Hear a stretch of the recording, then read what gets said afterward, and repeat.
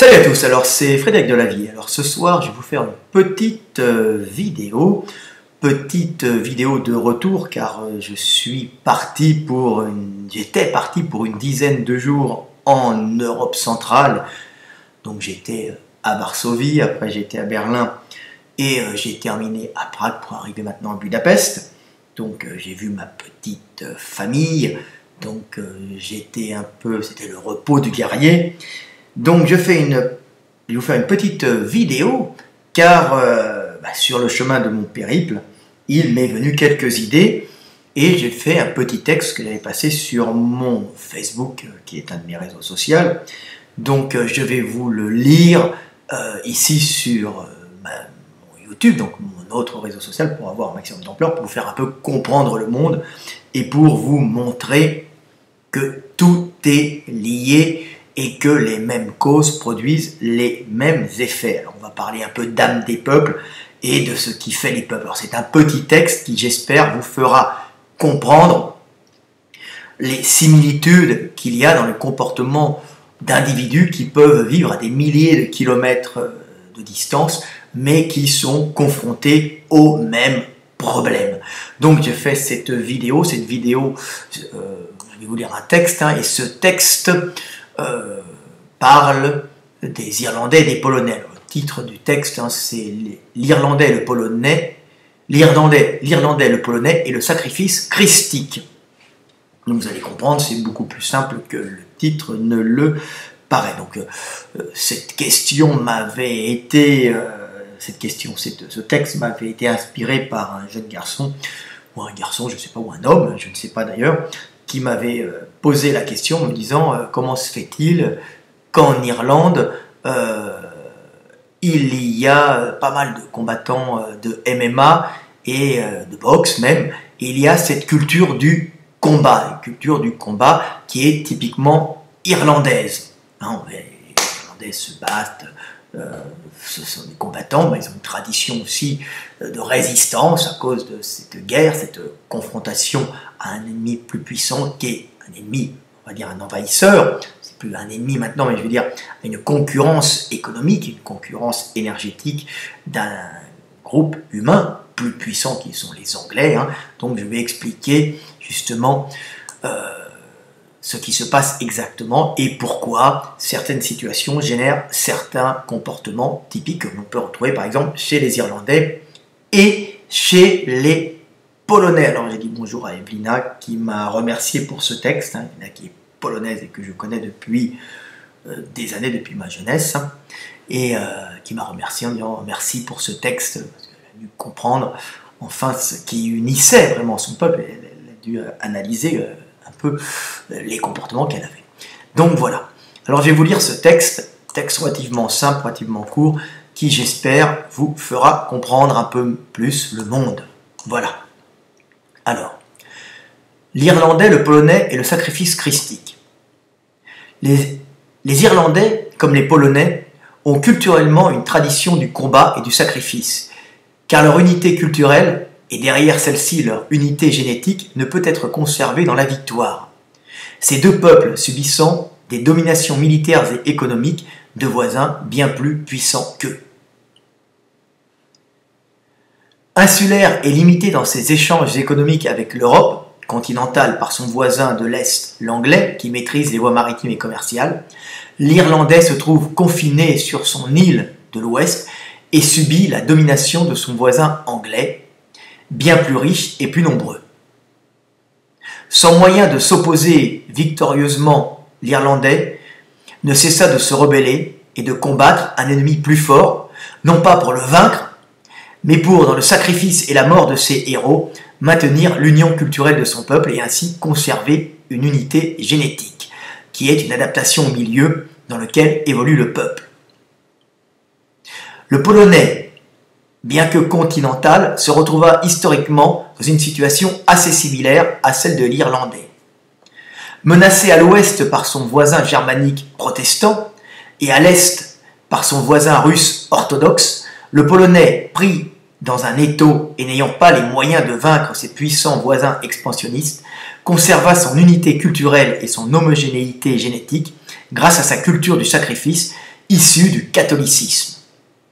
Le peuple polonais, sachant inconsciemment que la victoire militaire n'était pas réalisable, conserva son unité culturelle en s'unissant derrière le sang de ses héros morts au combat.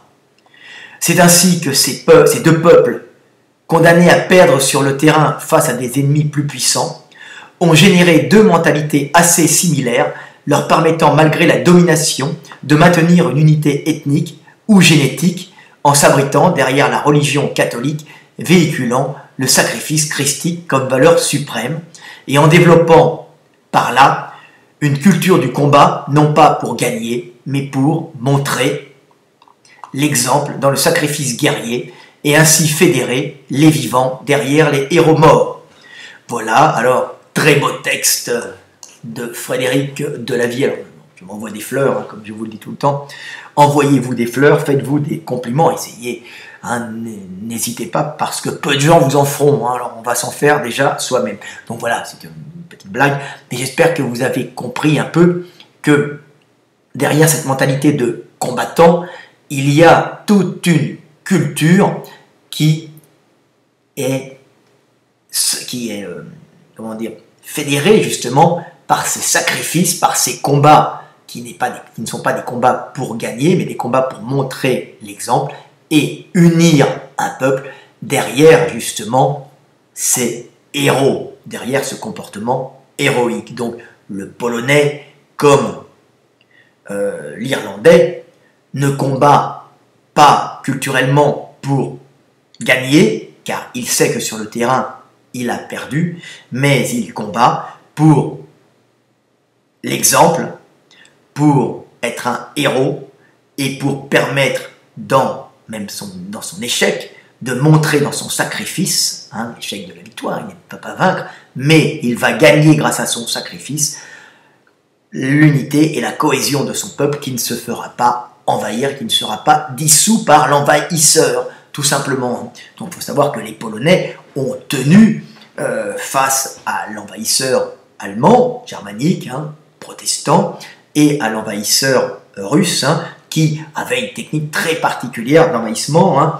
Donc il ne faisait pas qu'écraser militairement, il déportait des populations de Russes, hein, donc des Slaves comme les Polonais, hein, il les déportait, hein, des paysans, pour prendre les terres des Polonais et les remplacer. C'est une espèce de génocide ethnique, mais grâce à leur solidarité, hein, grâce à ce sacrifice et grâce à ce catholicisme et ce sacrifice christique, les Polonais ont maintenu justement cette unité culturelle dans la défaite, mais dans le sacrifice où on unit les vivants derrière les morts. Alors, on peut y voir un parallèle avec, vous savez, on vous raconte l'histoire pendant la Seconde Guerre mondiale de ces hussards, de ces cavaliers polonais qui ont chargé des panzers allemands à cheval, et ça a été une hécatombe. Alors, bien sûr, ça a été anecdotique, ça n'était pas si largement répandu, mais l'anecdote est réelle,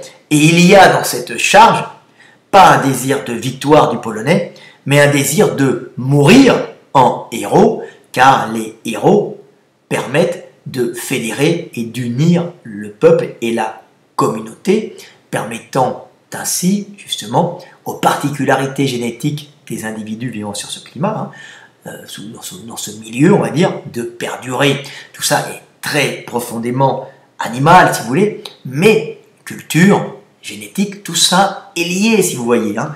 Donc voilà, et c'est quand on est entouré d'ennemis plus puissants, et bien à ce moment-là, on se raccroche derrière des choses comme le sacrifice des héros, la religion catholique avec le sacrifice christique, hein, typique du sacrifice, hein, on aura la récompense après sa mort, on meurt pour le groupe, hein, on refait le sacrifice du Christ, hein, pour que dans notre mort, nos proches et notre communauté survivent et voient en nous l'exemple de l'unification. Hein. Il est mort pour nous, nous devons rester solidaires et ne pas abdiquer devant l'envahisseur même plus puissant. Voilà, alors c'est la même chose pour l'Irlandais, hein, puisque l'Irlandais est bien sûr confronté de la même façon aux envahisseurs beaucoup plus puissants de l'Est, hein, aux envahisseurs, aux Anglais, quoi, qui bloquent l'arrivée, qui bloquent le passage à l'Europe, qui sont en vérité les passages économiques permettant d'échanger et de s'enrichir et de devenir une grande nation. Donc ils sont bloqués par les routes commerciales, et bien sûr les Anglais prennent des impôts et les réduisent, si vous voulez, en esclavage, en domination, les mettent sous domination, car ils possèdent les routes commerciales et leur territoire est plus grand. Donc on peut voir qu'il y a dans l'impossibilité de vaincre des Irlandais et aussi dans l'impossibilité de faire du commerce plus aisément, puisque les routes commerciales vont être bloquées par les Anglais, qui vont voir dans les Irlandais des de la concurrence, hein, c'est classique, hein, ça se passe partout sur Terre actuellement. Hein. Donc ils sont bloqués sur leur île de l'Ouest, ils subissent la pression des Anglais expansionnistes vers ces territoires, qui sont tout le temps des territoires à récupérer, hein, ce qui est, comme dirait Staline, je rigole un peu, ce qui est à moi, ce qui est à vous est négociable, hein, surtout quand on est plus fort, la loi du plus fort est toujours la meilleure, hein, voir la fable de La Fontaine, du loup et de l'agneau, hein.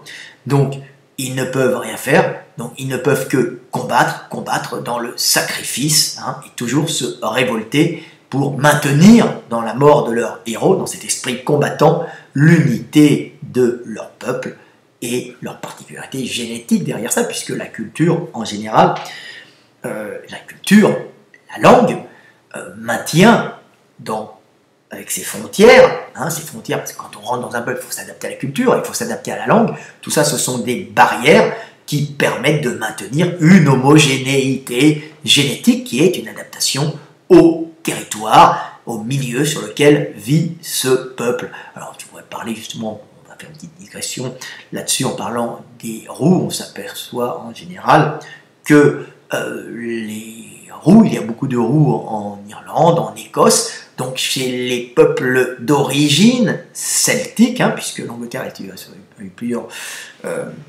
conquêtes, hein, et beaucoup de conquêtes vikings. Hein. Alors il y a eu les Celtes qui ont été maintenus vers le nord et vers l'est par des envahisseurs, poussés bien sûr par de la surpopulation, hein, qui étaient des vikings, hein, qui étaient des Normands et des vikings qui ont progressivement envahi, ou des Germaniens, vikings, l'Angleterre et repoussé les Celtes qui ont maintenu leur unité, justement, alors ils n'étaient pas chrétiens au départ, mais derrière des traditions celtiques, hein, après il y a eu la tradition catholique qui est venue se mettre dessus, mais des traditions celtiques et une langue celtique qui était hermétique et qui empêchait le fait d'être complètement envahi et remplacé par un autre peuple. C'est pour ça que, par exemple, on s'aperçoit qu'il y a beaucoup plus de roux, hein, donc des gens qui ont le gène de la rousseur, donc d'être roux, chez les Irlandais et chez les Écossais, donc chez les locuteurs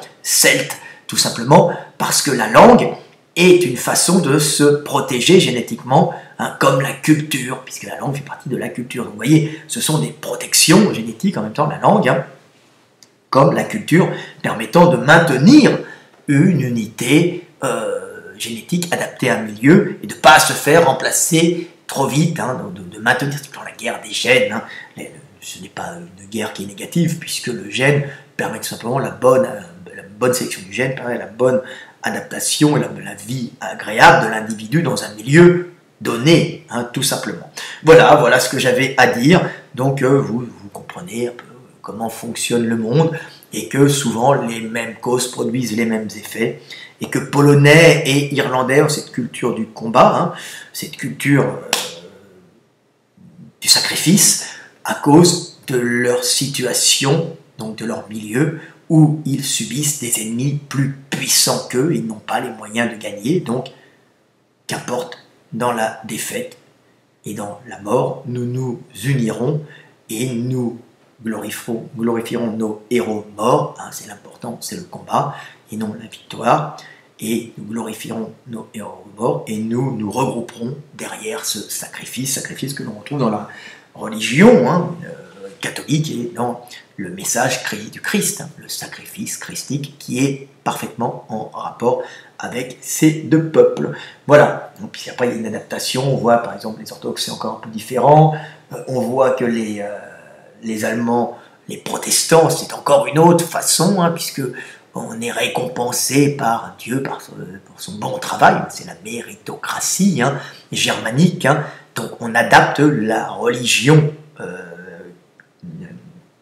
chrétienne, elle devient protestante, en fin de compte, elle devient méritocrate germanique avec la mentalité de ces peuples. Hein. Tout ça, ce sont les religions en se déplaçant, mutent et se transforment et s'adaptent aux peuples dans lesquels elles vont être pratiquées. C'est pour ça que Irlandais et Polonais sont catholiques, hein, ce catholicisme un peu inspiré du catholicisme romain, hein, basé sur le sacrifice christique. Mais je parlerai de l'Italie dans une autre vidéo, puisque il y a des choses intéressantes à dire sur l'Italie. C'est un pays que je connais moins, mais je vais pouvoir vous expliquer un peu.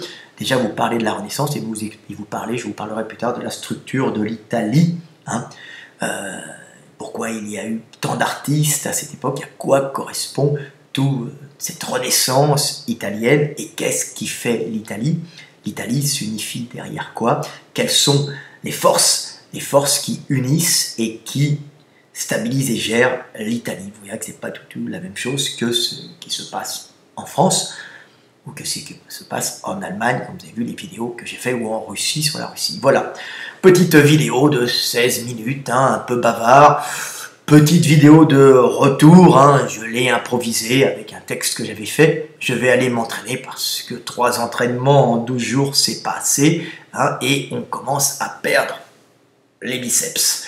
Allez, à bientôt, c'était Fred Delavier, salut!